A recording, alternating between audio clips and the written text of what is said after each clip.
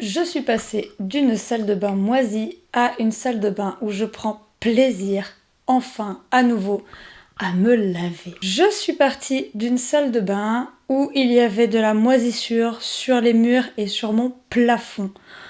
C'était quelque chose, on va pas se mentir, il y avait des traces de calcaire à certains endroits, on va dire stratégiques, notamment autour de la baignoire. On a une petite fuite au niveau du lavabo, là où ça coulait. En plus, il y a un renfoncement au niveau du carrelage, donc l'eau stagnait. Et alors là, c'est pareil, le calcaire a fait son œuvre.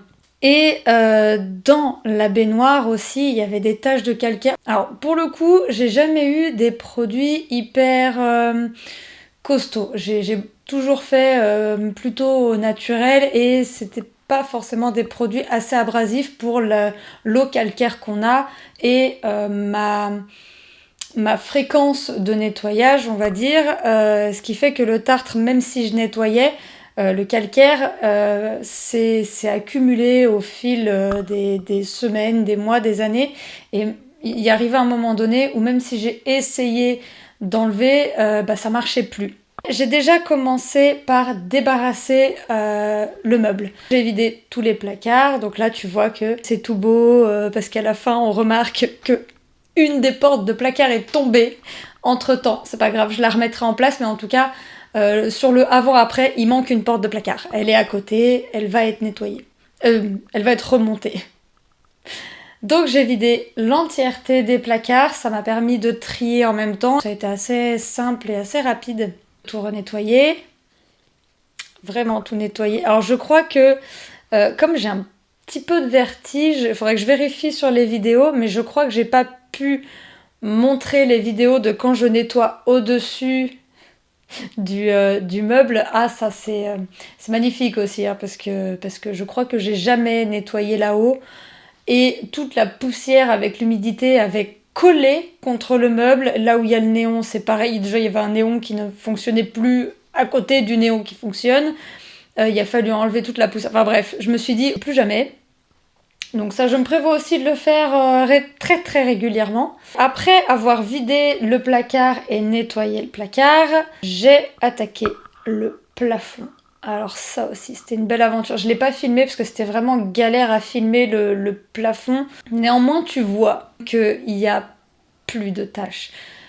On reste sur de la moisissure, des champignons, donc j'ai demandé à mon chéri de mettre un traitement antifongique parce que le vinaigre blanc ça va bien, mais j'ai peur quand même que ça revienne et je pense pas nettoyer le plafond aussi souvent que je pense nettoyer le dessus du meuble et je voudrais pas que ça revienne.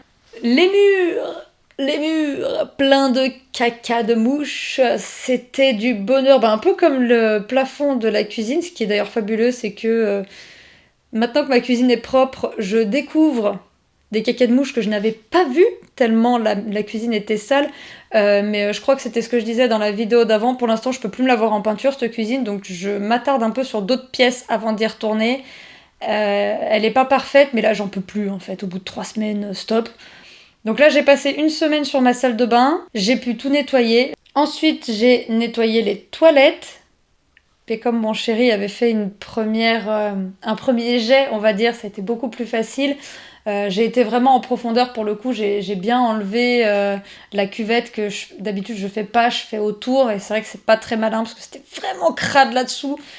Donc j'ai tout enlevé pour pouvoir nettoyer en dessous, alors c'est un autre rendu. Hein. J'ai continué avec on va dire les accessoires, que ce soit le bain de pied ou le toilette, le pot pour les enfants.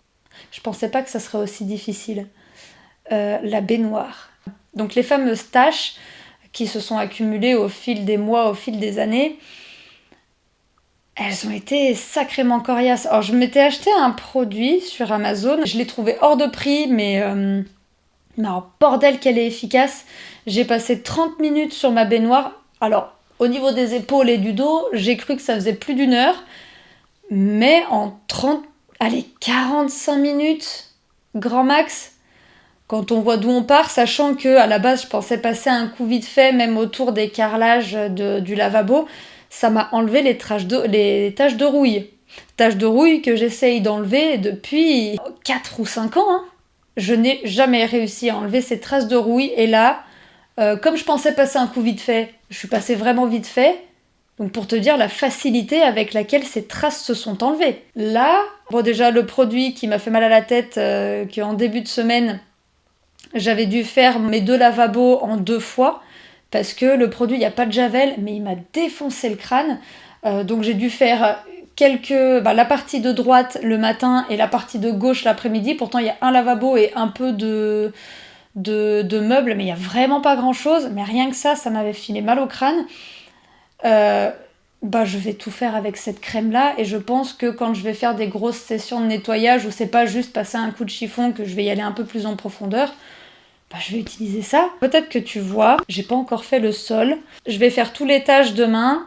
Je vais faire le sol de la cuisine demain. Donc je me suis dit, tant qu'à faire, je vais en profiter pour faire aussi l'entrée et la salle de bain. Et il se pourrait que je passe un coup de crème à récurer avant.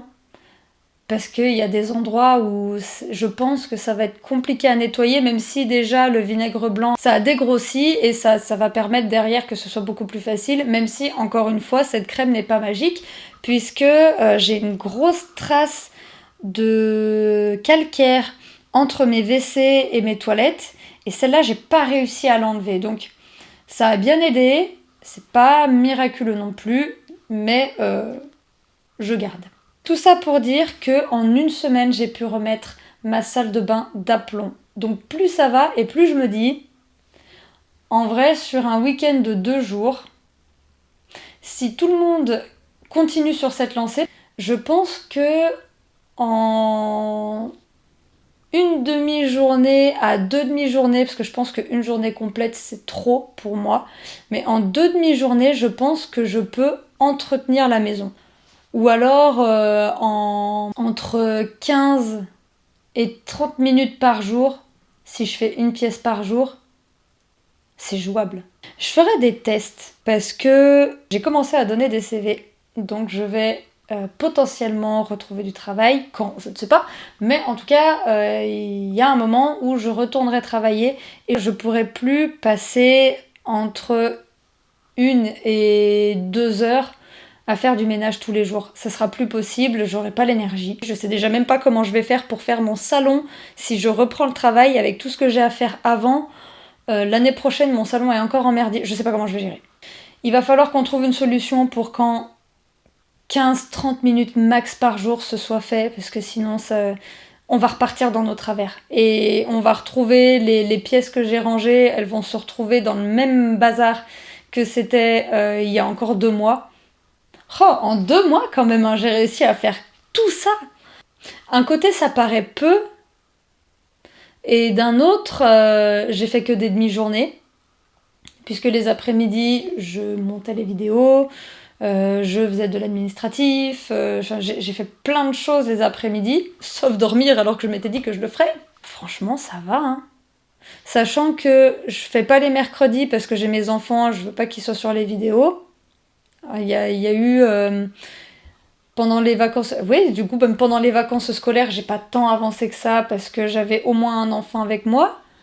Ah, en 1 mois et demi, 2 mois, c'est franchement pas mal, hein, à raison de 1 à 2 heures par jour. Donc si tout le monde y met du sien, ça sera carrément faisable. Sur ce, je vous fais des gros bisous, je vous souhaite un excellent week-end et on verra ce qu'on fait la semaine prochaine puisque mon dos est mort, donc ça va être entretien, lessive et repos. Peut-être que je ferai des vidéos organisation, des vidéos tricot, des vidéos, je sais pas, tricot. Et pourquoi pas en vrai. Beau week-end, à bientôt. Ciao.